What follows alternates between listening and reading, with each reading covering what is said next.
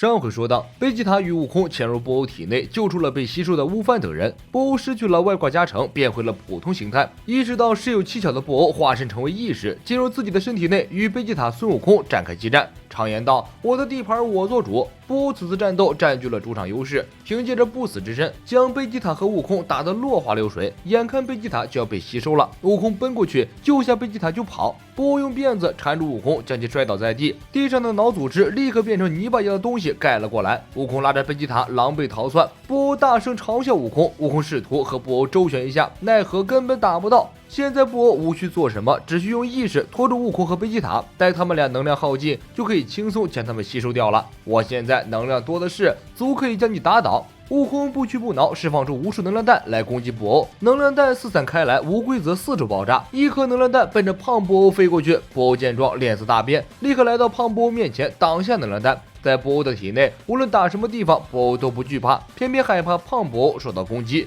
机智的贝吉塔早已将一切看在眼中，他微微一笑，心里有了主意。悟空一无所知，还在四处寻找布欧的意识进行攻击。贝吉塔趁机绕后，直取胖布欧。布欧看到胖布欧被当成了人质，脸色比吃了翔还要难看。贝吉塔双手紧紧抓住胖布欧，我倒要看看干掉这个家伙，你会变成死胖子，还是那个骷髅兵细狗？不管变成哪一个，你的力量一定会被大幅度削弱。布欧彻底慌了，呀别爹，不要碰他！布欧恳求贝吉塔绝对不能伤害胖布欧，否则自己将会彻底失去意识，变成另一种生物。贝吉塔不多废话，你不让我搞，我偏要搞。双臂一用力，将胖布欧硬生生扯了下来。布欧惨叫一声，跌倒在地，像融化的冰棒一样，意识与身体溶解为一体。布欧的本体气息突然混乱，身体逐渐崩溃。贝吉塔见大事不妙，催促悟空赶快带着悟饭等人开溜，再待下去恐怕会有什么意外。悟空与贝吉塔一人拎着2个萝卜，四处寻找出口。飞着飞着，两人感觉不太对劲儿，布欧的身体里太热了，细胞的温度正急速上升。布欧的本体像烧开水的水壶一样不断喷气。如果悟空二人再找不到出口，用不了多久，他们就变成水煮溏心蛋了。又飞了一会儿，不知道飞到布欧哪个器官，一股热气由下而上喷射出来，差点将布欧给蒸熟了。好高的温度，我看跟岩浆有的比了。如果一不小心碰到的话，骨头都要被烤酥了。待着热气喷发结束后，两人看到高处有亮光，猜测很可能是通往外面的出口，于是两人果断向亮光飞上去。这个洞口就是布欧头顶喷气的出气孔，不过两人迟了一步，气孔已经闭合了。悟空与贝吉塔耐心等待，很快第二轮喷发开始了。悟空等人在气孔开启的一瞬间，立即飞出了气孔外面。跑出来之后，所有人都变回了本来的大小。悟空和贝吉塔准备将伙伴们藏起来，不过此时他们发现了一个非常不妙的事情：布欧的气竟然在不断提升，说明这个家伙竟然在变强。再看布欧身上的肌肉正逐渐增大，越来越膨胀了，变成了银背大猩猩。布欧看起来十分痛苦，不住哀嚎。看样子他的变身还没有结束，身体还在变化。剑王神看着水晶球里的布欧不断变化的体型，表情十分惊恐。难道布欧要恢复出场设置了？很快，剑王神的话就应验了。银背大猩猩状态的布欧挣扎了几分钟，身体又迅速缩小，变成了小不点布欧。小不点布欧算是布欧的最初始状态，也是最难对付的状态。剑王神谈之色变，在人类刚开始用2只脚走路的时候，剑王神界除了大剑王神，还有北剑王神、西剑王神、南剑王神、东剑王神。在魔法师比菲迪还没有创造出可怕的布欧之前，大家过得很快乐。后来，比菲迪创造了布欧，就是最初版本的小布欧。虽然称不上最强状态，但却是最邪恶、最野蛮、最原始的状态。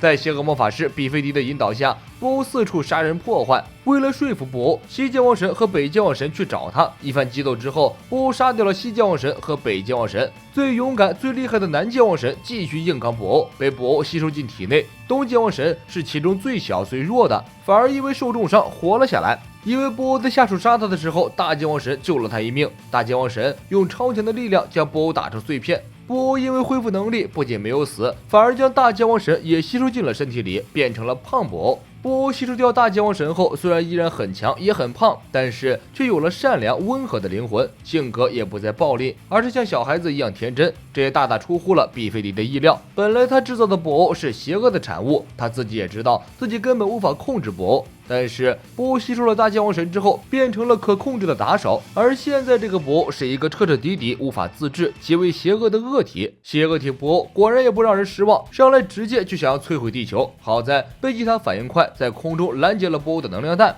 这时布欧也注意到了贝吉塔和孙悟空。贝吉塔向布欧发出挑战，布欧二话不说，直接放出一个更巨大的能量弹，向地表丢了下去。眼看地球马上就要被摧毁了，悟空和贝吉塔二人赶快逃命，临走时顺便带上了吃瓜的撒旦和丹迪。剑王神见此情景，立刻从剑王神界瞬移过来，接上悟空和贝吉塔，瞬移回了剑王神界。因为时间太过紧急，两人不约而同的把儿子们给卖了。苟延残喘了200多集的地球，终于被布欧摧毁了，化成了宇宙中的尘埃。自然的，短笛和悟饭等人也死掉了。撒旦听闻地球没了，哈哈一笑，嘲笑老剑王神老年痴呆。丹迪一听，赶忙让撒旦闭嘴，并且向撒旦介绍了剑王神的身份。撒旦思考几秒钟，这些都是障眼法罢了。如果这老头这么厉害，他怎么不去干掉布欧？比我还会吹牛逼。撒旦一句话把2个剑王神问得面红耳赤，无法反驳。撒旦最后总结，所有看到的一切都是一场梦而已，世界上根本就没有布欧，所有的怪胎都是梦里的角色，自己可是世界冠军，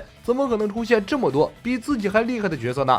既然是梦，那么自己一定也能飞吧。撒旦奔向剑王神界最高的地方，毫不犹豫跳了下去，不出所料，直接大头朝下摔在地上，看得众人目瞪口呆。贝吉塔埋怨悟空是个二傻子，竟然为了这种白痴，把好不容易救出来的短笛、悟饭等人给害死了，脑子被驴踢了吧？现在唯一能让短笛等人复活的七龙珠也随地球毁灭了，而被炸成渣子的布欧在虚空的宇宙中再次重生复活。更厉害的是，布欧竟然感受到了宇宙中其他种族的气息，并且学会了瞬间移动，不断的瞬移到其他有生命的星球上，大开杀戒。第7宇宙里的星球一个接着一个被布欧摧毁，有着业绩和工作效率，不去做破坏神可惜了。老剑王神认为布欧一定在寻找悟空和贝吉塔的气息，在这宇宙之中想找到他们2人的气息并非难事。悟空无法接受布欧为了寻找他们而滥杀无辜的行为。糟糕的是，现在地球的龙珠已经没有了，没办法复活宇宙中被杀死的这些人。而且以布欧的本性，他还不会善罢甘休，宇宙中还会有更多的人因此丧生。众人看着水晶球中再次复活重生的布欧，又急又恨，可是毫无办法。突然，丹迪灵机一动，龙珠可不是地球的特产，宇宙之中还有七龙珠啊！只要找到纳美克星人居住的新纳美克星，那里的长老还可以制造出七龙珠。只要能找到纳美克星，被摧毁的星球和那些被杀死的人就都可以复活了。悟空表示这不可能，因为纳美克星太远了，而纳美克星人的气息太弱，自己无法瞬移到那里。剑王神一见悟空如此表态，想一想算了，还是自己亲自跑一趟吧。谁叫自己战斗力不行呢？只能跑腿了。老剑王神不同意使用龙珠，他认为龙珠会招致大自然的混乱。龙珠本来是只有淳朴的纳美克星人才会使用的一种违反法则的技巧。过去龙珠只能在纳美克星使用，绝对不会在其他星球使用。悟空搓着手，一脸猥琐靠过去，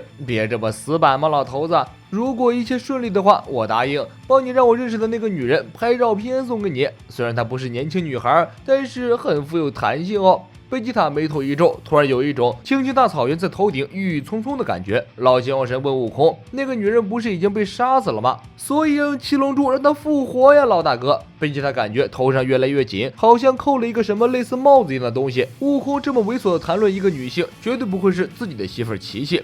喂，卡卡罗特，我问你，你说的那个女人该不会是我的驸马吧？悟空一时语塞，贝吉塔马上就明白怎么回事了，气得他暴跳如雷，怒斥悟空无耻下流。八嘎！你这臭小子，竟然拿我的老婆做交易！你不会用自己的老婆去交易吧？如果真要拍照，你就去照琪琪呀！悟空表示：“你急什么？我和布玛只是闺蜜而已，而且自己照琪琪的话，一定会被打死的。重要的是，琪琪并不丰满。”这时，剑王神突然紧张起来，因为再次复活的布欧并没有急着继续摧毁星球，他在茫茫宇宙中四下搜索，仿佛在寻找悟空和贝吉塔的气。接着，他突然消失，瞬移去了大界王星。北界王看到布欧后，吓得浑身发抖，其他界王还不知道发生了什么。看来他们并不知道布欧这号人物。排骨饭等一干战士见来了个新人，都想欺负一下，结果几秒钟的时间，所有人都躺在了地上。柯林和雅木茶也反抗了一下，结果可想而知。布欧打够了，蓄了一发大招，准备直接砸毁大界王星。剑王神将自己的耳环拿下来，交给悟空和贝吉塔。如果他们再进行一次合体，贝吉特一定可以秒杀布欧。不过这一次出乎所有人意料，悟空先贝吉塔一步拒绝了剑王神，他们2人不适合这种方式。我同意卡卡罗特根本不需要这种东西，这样子才像战斗民族赛亚人。贝吉塔想出了一个办法，就是提高自己和悟空的气，将布偶引到剑王神界来战斗。这里怎么说也是剑王神在的地方，应该会比较坚固吧。悟空和贝吉塔双双变身超级赛亚人，光这吼声就足以把布偶吸引过来了。布偶果然有了反应，感受到悟空、贝吉塔的气息后，布偶放弃了摧毁大剑王星，用瞬移来到了剑王神界。小布偶的压迫力十分强大，悟空和贝吉塔在放弃合体耳环的情况下，能否打败布偶呢？本期内容就是这些，我们下一期再见。